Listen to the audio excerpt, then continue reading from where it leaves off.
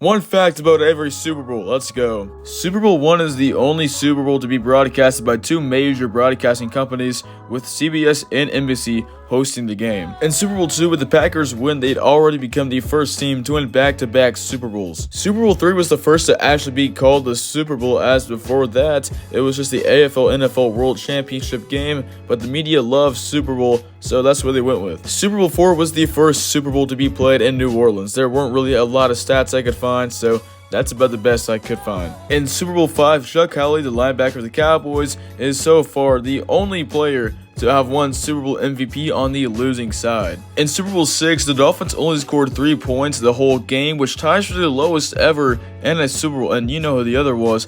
It was the Rams back in Super Bowl 53.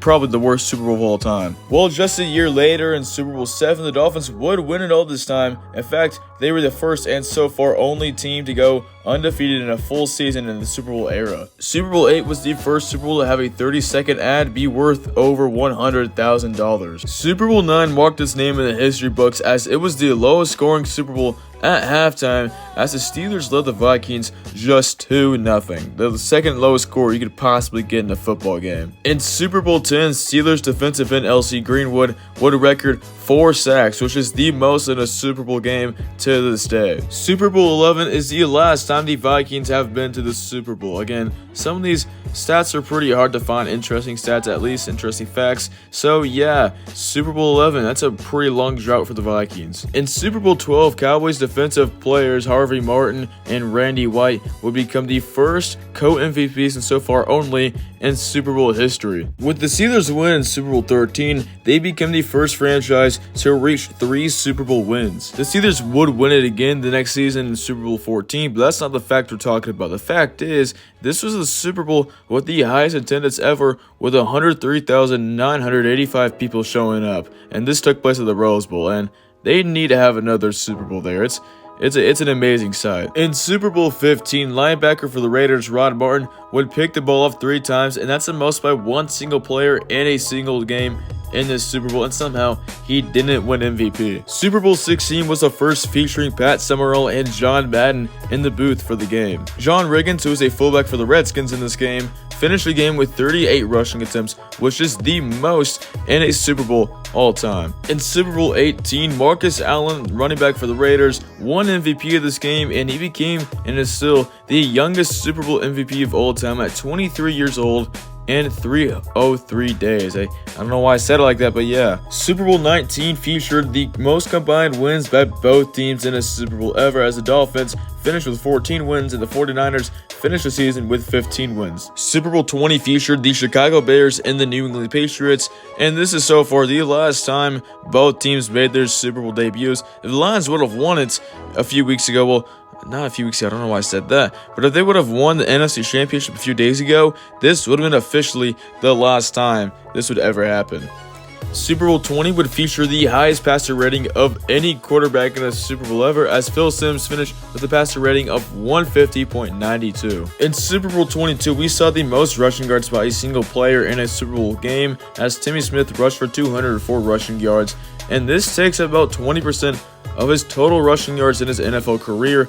He is arguably the biggest one-game wonder, not just in Super Bowl history, but in NFL history. Despite losing this game, the Bengals were probably happy that they got to this game in the first place, because the previous season they went 4-11 and had no shot of making the Super Bowl this season. Super Bowl 24 saw the biggest blow in a Super Bowl ever, as the 49ers beat the Broncos by 45 points.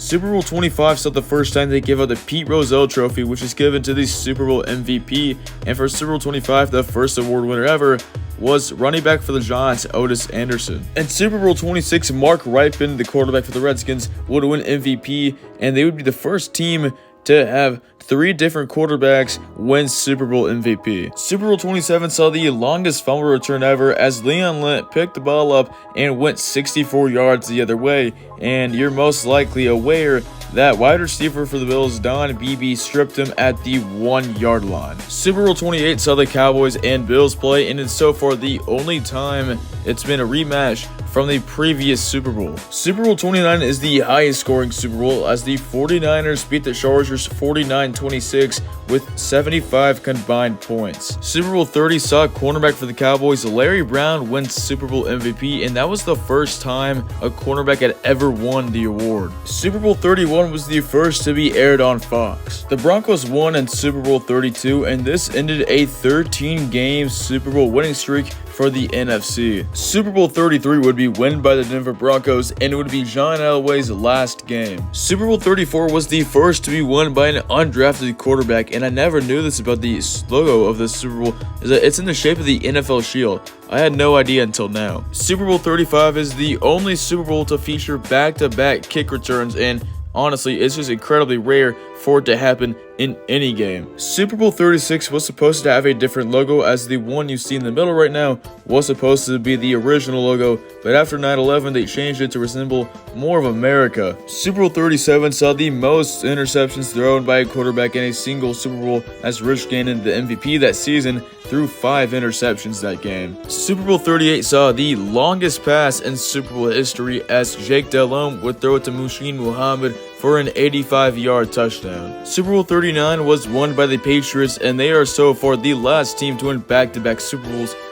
Sadly, the Chiefs might do it this year.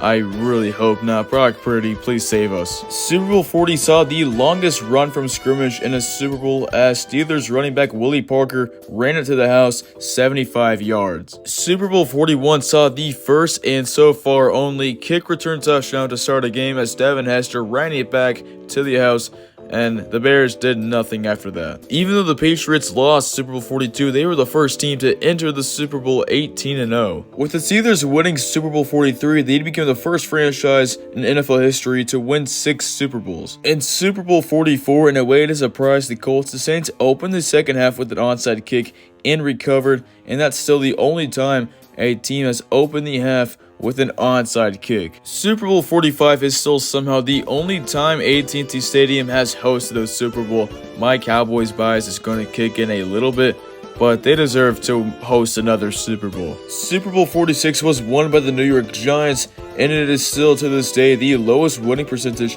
of any Super Bowl winning team. Super Bowl 47 is the longest ran Super Bowl at 4 hours and 14 minutes, and most of it has to do with the blackout that occurred midway through the third quarter. Super Bowl 48 saw the quickest score in Super Bowl history, as a snap went over Peyton Manning's head, and the Seahawks scored a safety with 12 seconds into the game. With Tom Brady winning Super Bowl MVP in Super Bowl 49, he tied Joe Montana for the most Super Bowl MVPs of all time from any player, and he'd break it just 2 years later. Super Bowl 50 was the first Super Bowl without the use of Roman numerals. Super Bowl 51 is the only Super Bowl to go into overtime, and this game still brings me pain to this day. Super Bowl 52 saw Nick Foles catch a touchdown pass, and that's so far the only time a quarterback has caught a touchdown pass in the Super Bowl. Super Bowl 53 is the lowest scoring game for a Super Bowl ever, as only 16 combined points, as the Patriots won 13-3. Super Bowl 54 saw the most rushing yards by a receiver in a Super Bowl, as Deebo Samuel rushed for 53 yards. Super Bowl 55 is the first to have limited in-person attendance,